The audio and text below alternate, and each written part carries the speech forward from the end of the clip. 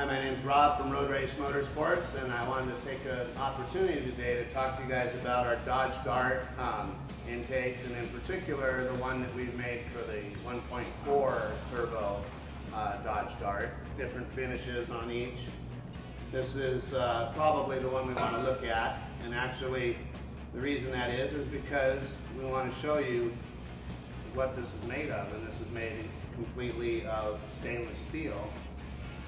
We decided to make really the best intake that we could in order to really set the bar high, including for our competitors who, quite frankly, make intakes the same old way they always did, and that is they make them outside of the United States, and they usually make them something like this with a little cheesy bracket on there that everybody knows over time ends up breaking off. As you see here, they've made this really handsome setup that's actually cut out for where your dipstick and your oil filler are at.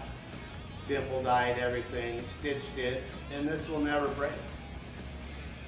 That's one of the few things to note.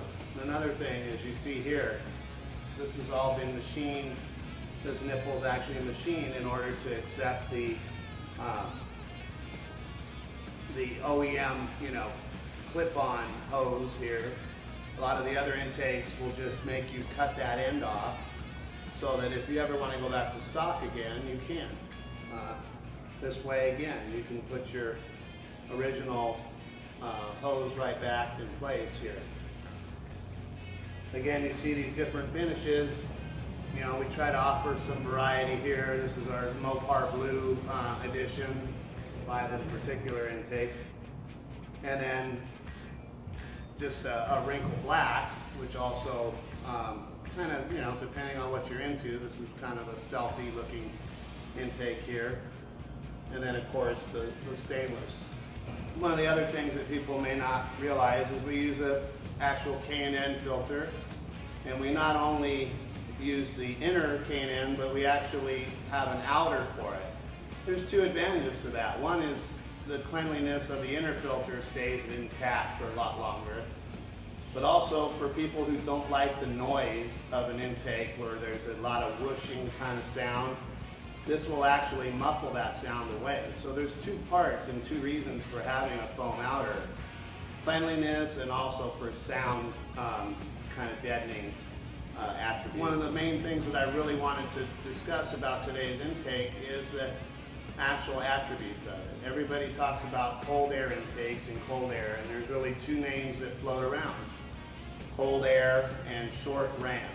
Well, we've actually coined a phrase, really, we call this a mid-ram intake.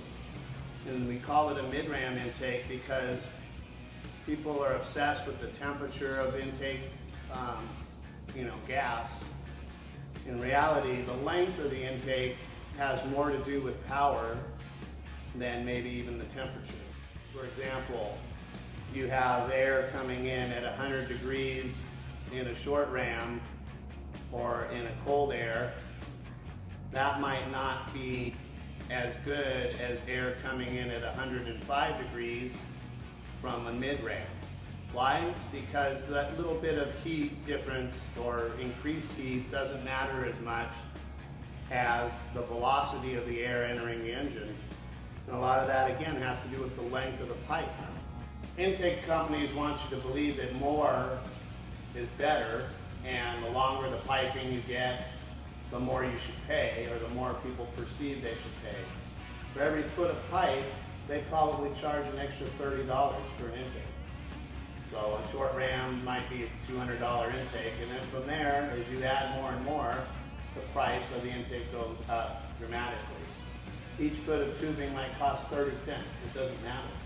The point is that more is not necessarily better, and often enough, people will route a cold air intake into some corner in the fender well where it's actually blocked off, and all they've done is giving you more pipe in order to charge more, and you've actually lost mid-range performance, mid-range power, low-end power.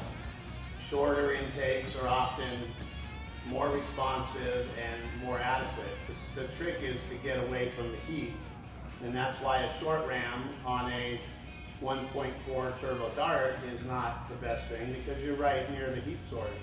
You want to move away from it. This is why we've gone around the engine, around to the back, and basically to where the factory deems to be the coolest area under the hood, and that is where the electronics are at, like the ECU. The car companies want you to think that when you're moving, that the air under the hood is 1,000,000 degrees.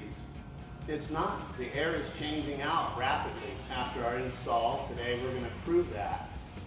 We're going to take some readings from the ECU with a data logging device. I'm going to show you those results, and we're going to see what we come up with.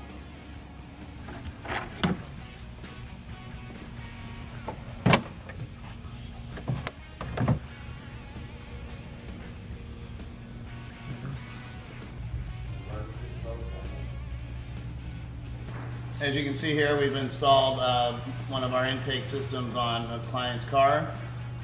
We're going to go out and actually take some measurements for you guys with this.